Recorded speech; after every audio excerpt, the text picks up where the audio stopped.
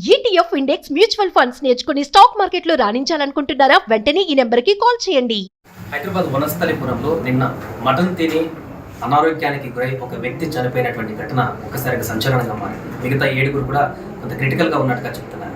So దీనికి సంబంధించి Rangareddy DMHO Venkateswararao గారు కూడా ఇక్కడికి రావడం జరిగింది. హెల్త్ బులెటిన్ కూడా విడుదల చేయడం జరిగింది. ఒకసారి వారు ఉన్నారు, వారితో మాట్లాడే అసలు ఏం జరిగింది, నిజంగానే ఫుడ్ పాయిజన్ అయినా ఇంకేమైనా కారణాలు ఉన్నాయా పూర్తిగా తెలుసుకున్నాం. సార్, మటన్ తినడం కారణంగానే ఒక వ్యక్తి చనిపోయి మిగతా వారు హాస్పిటలైజ్ అయ్యారు, ఇంకేమైనా కారణాలు ఉన్నాయా సార్?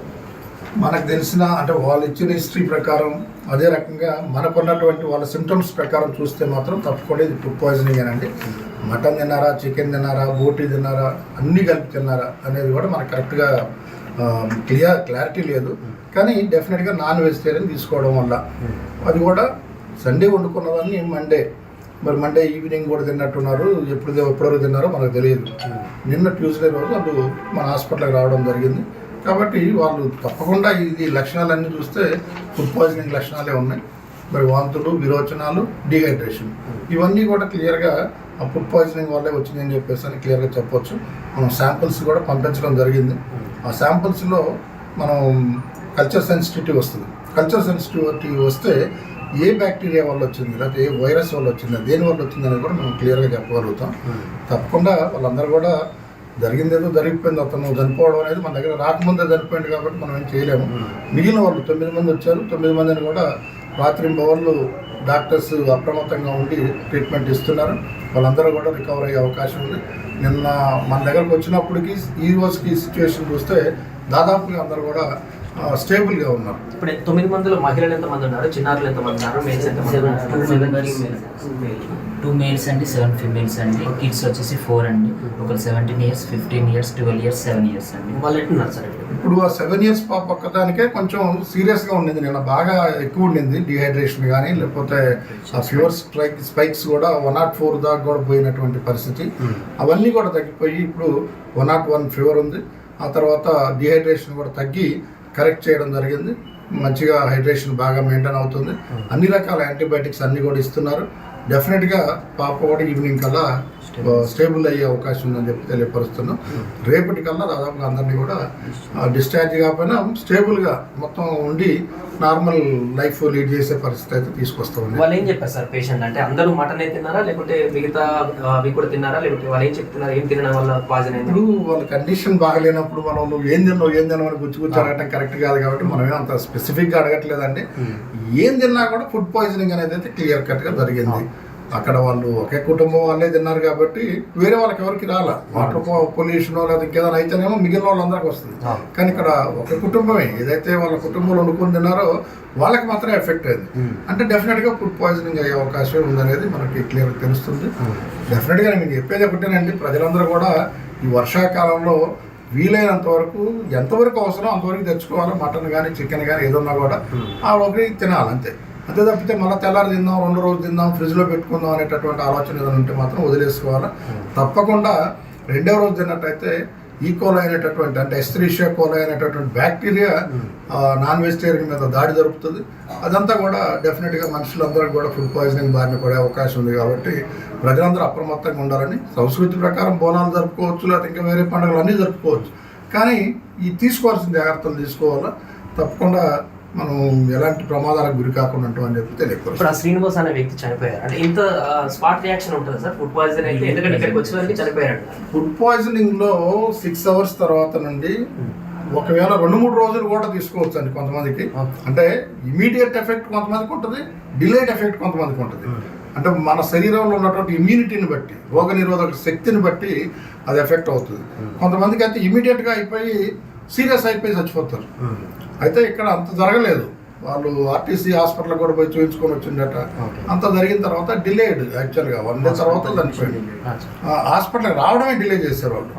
దానివల్ల కొంత లాస్ అయింది. అంటే బాగా సివియర్ అయిపోయి 10 times 15 times అట్లా మోషన్స్ అయ్యి లూజ్ మోషన్స్, వాటరీ మోషన్స్ అయ్యి సీరియస్ అయ్యారు. అంటే సండే ఉండింది, మండే తిన్న తర్వాత వీళ్ళు ట్యూస్డే వచ్చారు. సండే తిన్నారు, మండే తిన్నారు, ట్యూస్డే వచ్చారు. కాబట్టి డిలే అయిపోయింది. కాబట్టి మనకి సివియారిటీ బాగా పెరిగింది. డిహైడ్రేషన్ ఎక్కువైపోయింది. అటు వామిటింగ్స్, మోషన్స్ 2 అయ్యేసరికి ఇంకా సివియారిటీ పెరిగింది అన్నమాట.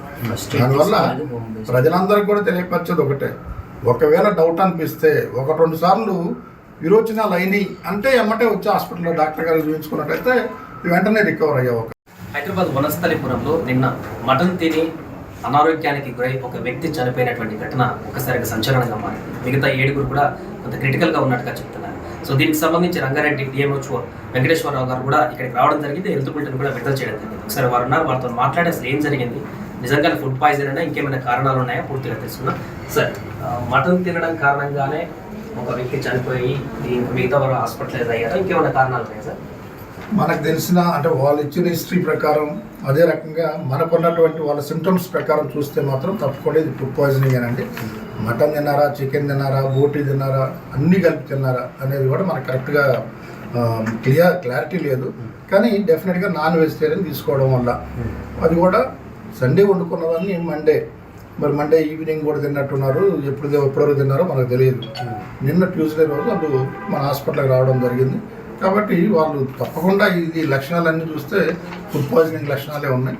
మరి వాంతులు, విరోచనాలు, డీహైడ్రేషన్ ఇవన్నీ కూడా క్లియర్గా ఆ ఫుడ్ పాయిజనింగ్ వల్లే వచ్చిందని చెప్పేసి అని క్లియర్గా చెప్పొచ్చు. మనం శాంపిల్స్ కూడా పంపించడం జరిగింది. ఆ శాంపిల్స్లో మనం కల్చర్ సెన్సిటివిటీ వస్తుంది. కల్చర్ సెన్సిటివిటీ వస్తే ఏ బ్యాక్టీరియా వల్ల వచ్చింది, లేకపోతే ఏ వైరస్ వల్ల వచ్చింది, దేని వల్ల వచ్చింది అనేది కూడా మనం క్లియర్గా చెప్పగలుగుతాం. తప్పకుండా వాళ్ళందరూ కూడా జరిగిందేదో జరిగిపోయింది, అతను చనిపోవడం అనేది మన దగ్గర రాకముందే చనిపోయింది కాబట్టి మనం ఏం చేయలేము. మిగిలిన వాళ్ళు 9 మంది వచ్చారు. 9 మందిని కూడా రాత్రింబవళ్ళు డాక్టర్స్ అప్రమత్తంగా ఉండి ట్రీట్మెంట్ ఇస్తున్నారు. వాళ్ళందరూ కూడా రికవర్ అయ్యే అవకాశం ఉంది. నిన్న మన దగ్గరకు వచ్చినప్పటికీ ఈ రోజుకి సిచ్యువేషన్ చూస్తే దాదాపుగా అందరూ కూడా స్టేబుల్గా ఉన్నారు. ఇప్పుడు 9 మందిలో మహిళలు ఎంతమంది ఉన్నారు, చిన్నారులు ఎంతమంది ఉన్నారు, మేల్స్ ఎంతమంది ఉన్నారు? 2 మేల్స్ అండి, 7 ఫీమేల్స్ అండి. కిడ్స్ వచ్చేసి 4 అండి. ఒకరు 17 years, 15 years, 12 years, 7 years అండి. వాళ్ళు ఎట్టున్నారు సార్? ఇప్పుడు ఆ 7 years పాప ఒక్కదానికే కొంచెం సీరియస్గా ఉండింది. నిన్న బాగా ఎక్కువ ఉండింది డిహైడ్రేషన్ కానీ, లేకపోతే ఆ ఫీవర్ స్పైక్స్ కూడా 104 దాకా కూడా పోయినటువంటి పరిస్థితి. అవన్నీ కూడా తగ్గిపోయి ఇప్పుడు 101 ఫీవర్ ఉంది. ఆ తర్వాత డిహైడ్రేషన్ కూడా తగ్గి కరెక్ట్ చేయడం జరిగింది. మంచిగా హైడ్రేషన్ బాగా మెయింటైన్ అవుతుంది. అన్ని రకాల యాంటీబయాటిక్స్ అన్నీ కూడా ఇస్తున్నారు. డెఫినెట్గా పాప కూడా ఈవినింగ్ కల్లా స్టేబుల్ అయ్యే అవకాశం ఉందని చెప్పి తెలియపరుస్తున్నాం. రేపటి కల్లా దాదాపుగా అందరినీ కూడా డిశ్చార్జ్ కాకపోయినా స్టేబుల్గా మొత్తం ఉండి నార్మల్ లైఫ్ లీడ్ చేసే పరిస్థితి అయితే తీసుకొస్తాం. వాళ్ళు ఏం చెప్పారు సార్ పేషెంట్? అంటే అందరూ మటన్ తిన్నారా, లేకుంటే మిగతా అవి కూడా తిన్నారా, లేకపోతే వాళ్ళు ఏం చెప్తున్నారు, ఏం తినడం వల్ల పాయిజన్ అయింది? ఇప్పుడు వాళ్ళ కండిషన్ బాగలేనప్పుడు మనం నువ్వు ఏం తిన్నావు అని గుచ్చి అడగటం కరెక్ట్ కాదు. కాబట్టి మనం అంత స్పెసిఫిక్గా అడగట్లేదండి. ఏం తిన్నా కూడా ఫుడ్ పాయిజనింగ్ అనేది అయితే క్లియర్ కట్గా జరిగింది. అక్కడ వాళ్ళు ఒకే కుటుంబం వాళ్ళే తిన్నారు కాబట్టి వేరే వాళ్ళకి ఎవరికి రాలా. వాటర్ పొల్యూషన్ లేదా ఇంకేదైనా అయితేనేమో మిగిలిన వాళ్ళందరికీ వస్తుంది. కానీ ఇక్కడ ఒక కుటుంబమే ఏదైతే వాళ్ళ కుటుంబంలో వండుకొని తిన్నారో వాళ్ళకి మాత్రమే ఎఫెక్ట్ అయింది. అంటే డెఫినెట్గా ఫుడ్ పాయిజనింగ్ అయ్యే అవకాశం ఉందనేది మనకి క్లియర్గా తెలుస్తుంది. డెఫినెట్గా నేను చెప్పేది ఒకటేనండి, ప్రజలందరూ కూడా ఈ వర్షాకాలంలో వీలైనంత వరకు ఎంతవరకు అవసరం అంతవరకు తెచ్చుకోవాలి. మటన్ కానీ, చికెన్ కానీ ఏదన్నా కూడా ఆ ఒకటి తినాలి అంతే. అంతే తప్పితే మళ్ళీ తెల్లారి తిందాం, 2 రోజులు తిందాం, ఫ్రిడ్జ్లో పెట్టుకుందాం అనేటటువంటి ఆలోచన ఏదైనా ఉంటే మాత్రం వదిలేసుకోవాలి. తప్పకుండా 2వ రోజు తిన్నట్టయితే ఈకోలై అనేటటువంటి అంటే ఎస్త్రీషియా కోలై అనేటటువంటి బ్యాక్టీరియా నాన్ వెజిటేరియన్ మీద దాడి జరుపుతుంది. అదంతా కూడా డెఫినెట్గా మనుషులందరికీ కూడా ఫుడ్ పాయిజనింగ్ బారిన పడే అవకాశం ఉంది. కాబట్టి ప్రజలందరూ అప్రమత్తంగా ఉండాలని. సంస్కృతి ప్రకారం బోనాలు జరుపుకోవచ్చు, లేకపోతే ఇంకా వేరే పండుగలు అన్నీ జరుపుకోవచ్చు. కానీ ఈ తీసుకోవాల్సిన జాగ్రత్తలు తీసుకోవాలా. తప్పకుండా మనం ఎలాంటి ప్రమాదాలకు గురి కాకుండా ఉంటామని చెప్పి తెలియదు. ఇప్పుడు ఆ శ్రీనివాస్ అనే వ్యక్తి చనిపోయారు అంటే ఇంత స్పాట్ రియాక్షన్ ఉంటుంది సార్ ఫుడ్ పాయిజన్ అయితే? ఎందుకంటే ఇక్కడికి వచ్చేసరికి చనిపోయారు. ఫుడ్ పాయిజనింగ్ లో 6 hours తర్వాత నుండి ఒకవేళ 2-3 రోజులు కూడా తీసుకోవచ్చు అండి కొంతమందికి. అంటే ఇమీడియట్ ఎఫెక్ట్ కొంతమందికి ఉంటుంది, డిలేడ్ ఎఫెక్ట్ కొంతమందికి ఉంటుంది. అంటే మన శరీరంలో ఉన్నటువంటి ఇమ్యూనిటీని బట్టి, రోగ నిరోధక శక్తిని బట్టి అది ఎఫెక్ట్ అవుతుంది. కొంతమందికి అయితే ఇమీడియట్గా అయిపోయి సీరియస్ అయిపోయి చచ్చిపోతారు. అయితే ఇక్కడ అంత జరగలేదు. వాళ్ళు ఆర్టీసీ హాస్పిటల్ కూడా పోయి చూపించుకొని వచ్చిందట. అంత జరిగిన తర్వాత డిలేడ్ యాక్చువల్గా 1 day తర్వాత చనిపోయింది. హాస్పిటల్కి రావడమే డిలే చేశారు వాళ్ళు. దానివల్ల కొంత లాస్ అయింది. అంటే బాగా సివియర్ అయిపోయి 10 times 15 times అట్లా మోషన్స్ అయ్యి, లూజ్ మోషన్స్, వాటరీ మోషన్స్ అయ్యి సీరియస్ అయ్యారు. అంటే సండే ఉండింది, మండే తిన్న తర్వాత వీళ్ళు ట్యూస్డే వచ్చారు. సండే తిన్నారు, మండే తిన్నారు, ట్యూస్డే వచ్చారు. కాబట్టి డిలే అయిపోయింది. కాబట్టి మనకి సివియారిటీ బాగా పెరిగింది, డిహైడ్రేషన్ ఎక్కువైపోయింది, అటు వామిటింగ్స్ మోషన్స్ రెండు అయ్యేసరికి ఇంకా సివియారిటీ పెరిగింది అనమాట. దానివల్ల ప్రజలందరికీ కూడా తెలియపరిచేది ఒకటే, ఒకవేళ డౌట్ అనిపిస్తే 1-2 సార్లు విరోచనాలు అయినాయి అంటే ఎమ్మటే వచ్చి హాస్పిటల్లో డాక్టర్ గారు చూపించుకున్నట్టయితే వెంటనే రికవర్ అయ్యే అవకాశం. సుమన్ టీవీలో మీ పర్సనల్ అండ్ బిజినెస్ ప్రమోషన్స్ కోసం కింది నెంబర్కి కాంటాక్ట్ చేయండి.